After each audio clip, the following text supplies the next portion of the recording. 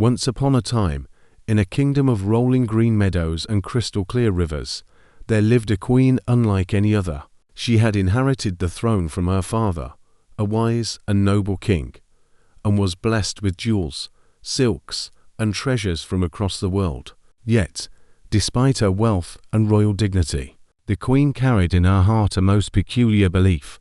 She was certain she was not truly a human at all, but a cow. This conviction baffled her courtiers and amused her subjects. While nobles dined on roasted meats and sugared fruits, the queen wandered into the royal gardens, plucking grass with her own hands and chewing it happily beneath the sun. Banquets were left empty, ceremonies delayed, as she preferred to sit beside the cattle in the royal pastures, stroking their hides and humming softly, as though they were her true companions. Whispers spread through the castle halls. Ministers wrung their hands, wondering if their ruler had gone mad. Neighboring kingdoms mocked, sending sly letters and cruel jokes. Yet, despite their ridicule, the queen's people loved her still. For though she behaved strangely, she was gentle, fair, and kind, never harsh, never greedy, and never too proud to listen. Little did anyone know that her strange belief would one day save the kingdom. For in the queen's closeness to grass, cattle, and the earth itself lay a wisdom that no crown, no jewel, and no banquet could ever give. Chapter 1. The grazing queen's morning sun rose over the kingdom of Eldenfield, gilding the towers of the palace in shades of amber and rose. Courtiers bustled through the marble corridors, preparing for the royal breakfast. Silver platters piled high with roasted quail, steaming loaves of bread, and honey dripping like golden threads. Musicians tuned their lutes, and servants laid silken cushions for the queen's comfort. Yet when the heralds announced her entrance, the throne room fell into an uneasy silence. The queen did not appear in a gown of velvet and pearls, nor did she glide in with the solemnity expected of a monarch. Instead, she strolled in wearing a simple linen dress, her crown slightly askew, her slippers damp with morning dew. In her hand, she carried not a goblet, but a handful of grass. "Good morning, my friends," she said cheerfully, nibbling on the green blades as if they were sugared almonds. "The earth has provided a feast far finer than any kitchen could prepare." Gasps echoed through the hall. The Lord Chamberlain clutched at his breast. The master of the hunt nearly dropped his horn, and the kitchen staff stared in horror at the untouched banquet. "But, Your Majesty," stammered Sir Aldrich, the royal advisor, "surely you cannot mean to eat grass. The people expect their queen to dine with dignity." The queen only smiled. "Dignity is not found in heavy sauces and silver spoons, good sir. It is found in living as one truly is. And I," she declared proudly, "I am a cow." The courtiers exchanged alarmed glances. Some whispered of madness, others feared scandal, yet none dared contradict her directly. The queen, unconcerned, left the hall altogether and wandered into the royal meadow beyond the palace walls. There, among the gentle cattle, she knelt on the soft earth, stroking a calf's head and grazing contentedly. Villagers passing on the road paused to stare. "Is that our queen?" they asked, astonished. Indeed, it was her golden crown glinting in the sun as she sat among the herd. Instead of looking foolish, however, she seemed strangely at peace. The cows accepted her as one of their own, and the queen hummed a tune so soothing that even the restless oxen settled to chew their cud more calmly. News spread swiftly. Some laughed, some worried, and some admired. Children giggled at the sight of their ruler munching grass, while old farmers shook their heads and said, "Perhaps she knows something we do not." That night, when the courtiers tried once more to tempt her with platters of roasted pheasant, the queen only shook her head. "I have tasted what the earth grows, and it is enough. A true queen must never forget. She is a servant of the land as much as of her people." And so it began, the reign of the grazing queen, whose simple belief baffled the palace, but would one day prove to be her kingdom's salvation. Chapter 2. Whispers of the Court. Queen's curious ways soon became the only subject of conversation in Eldenfield's palace halls, where once noblemen whispered of treaties, taxes, and trade.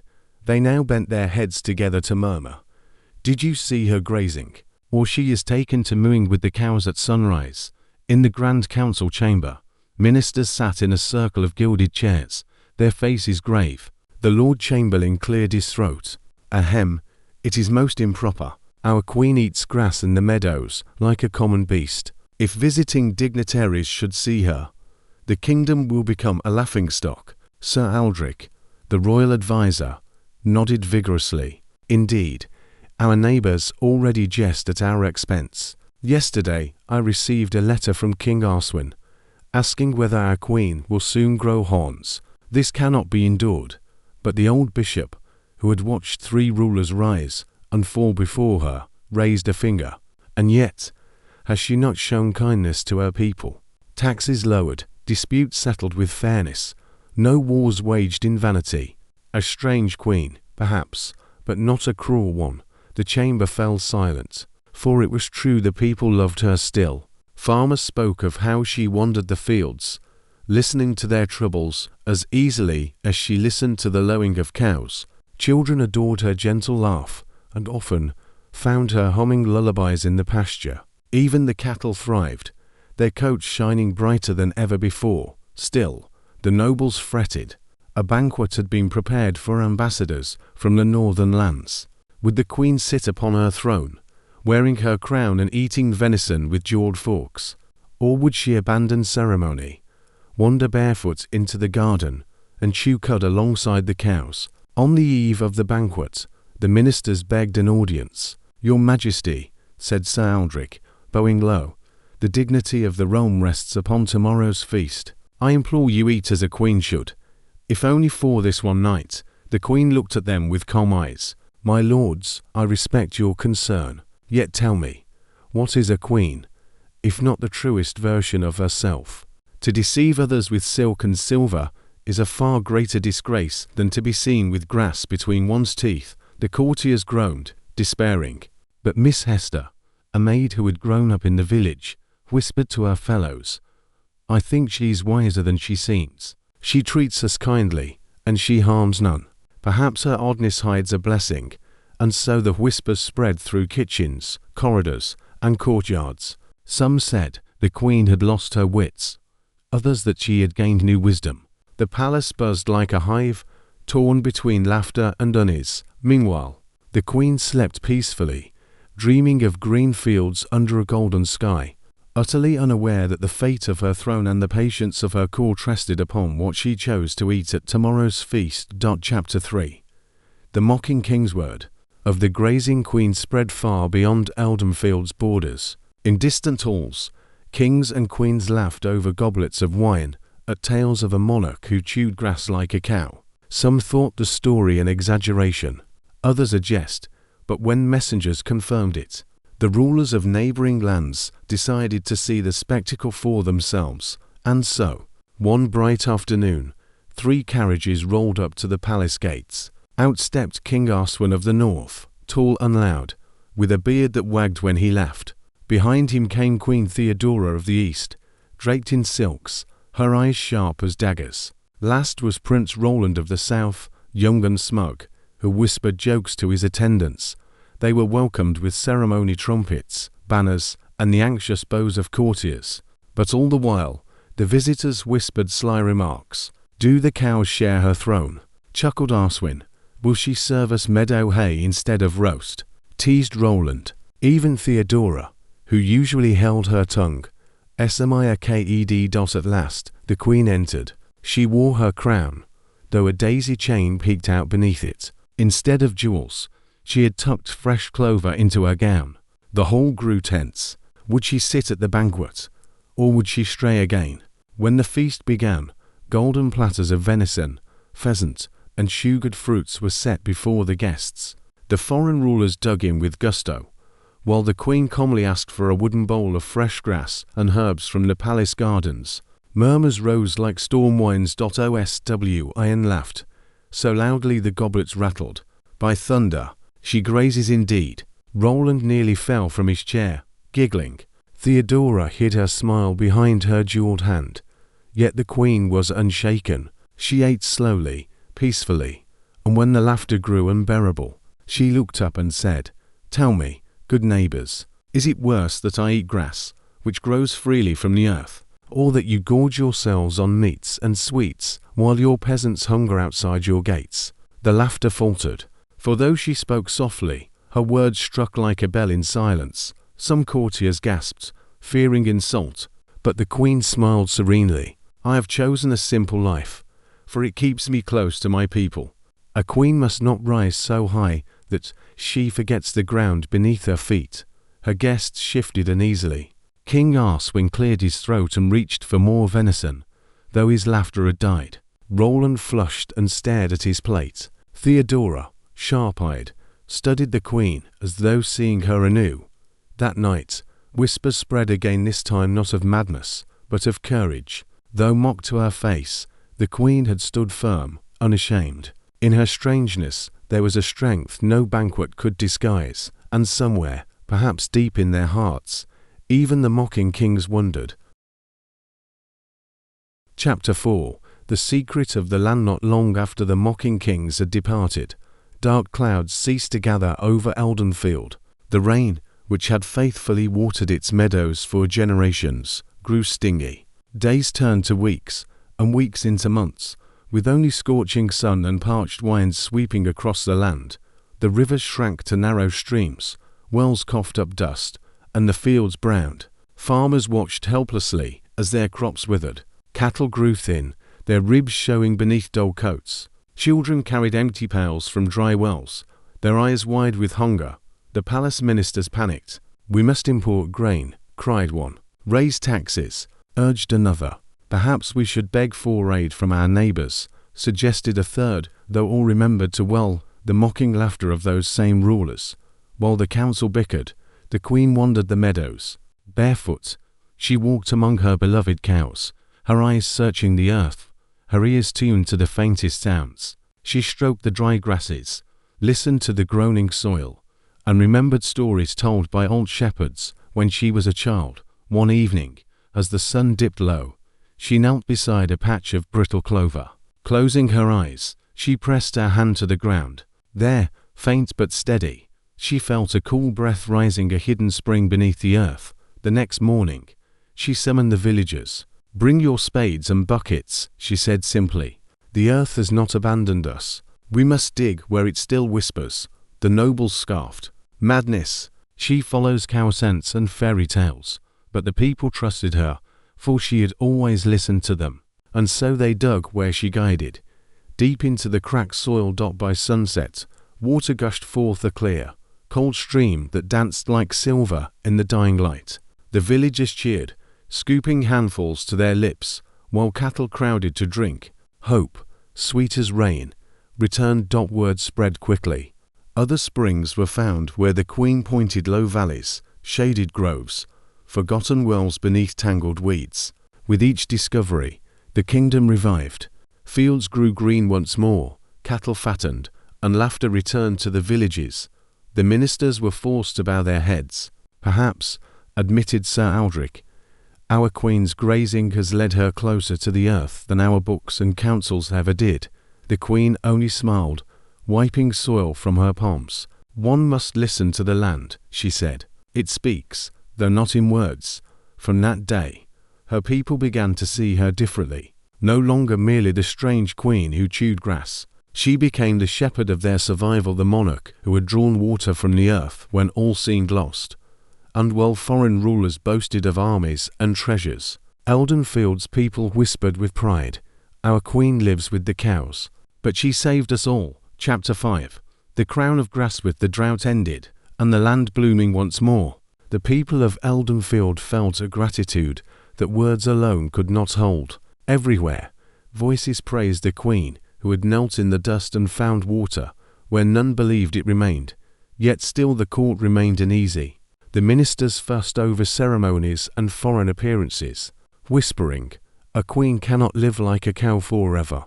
But the people, whose bellies were full again, and whose cattle thrived, thought differently. They began to see her strangeness not as folly, but as wisdom wrapped in simplicity. One bright midsummer's day, the villagers gathered in secret. Children carried wild flowers, shepherds brought meadow grasses, and farmers wove long green stems into garlands. Together they braided a crown, not of gold or jewels, but of daisies, buttercups, and fresh blades of grass. When the queen emerged from the meadow, barefoot and humming as usual, she stopped in surprise. Before her stood her people, bowing low. A young girl stepped forward, holding the crown of grass in trembling hands. "For you, Majesty," she said softly, "not for your throne, nor for your riches, but for your kindness, your wisdom, and the way you listened when all others laughed." The queen knelt, so the child could place it upon her head. The meadow erupted in cheers. The cows lowed as if in approval, and the air itself seemed lighter.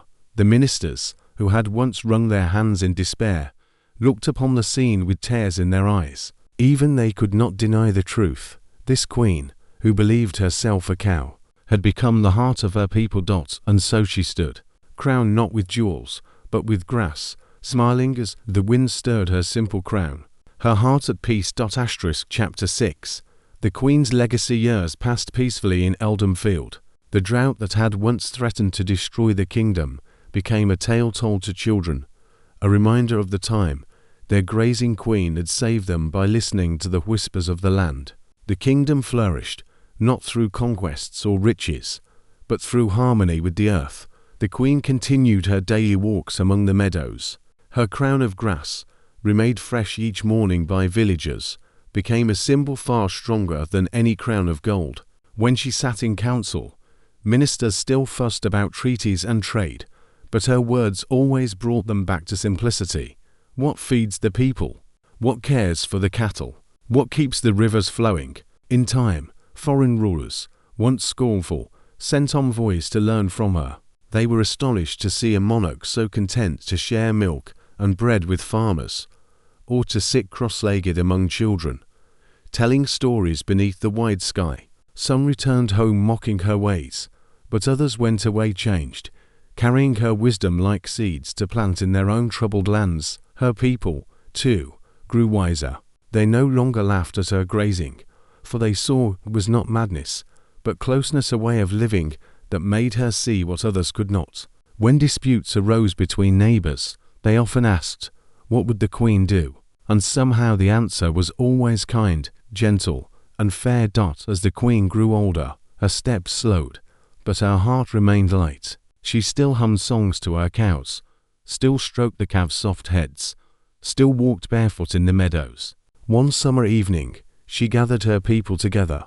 The sun sank low, painting the sky in gold and rose, and the air was thick with the scent of wildflowers. "My beloved people," she said, "I have lived not as a ruler above you, but as a friend among you. Some say I was strange, and perhaps I was. Yet in my strangeness, I found truth that the earth is our greatest treasure, and kindness our greatest strength. Guard them well, and you will never be poor."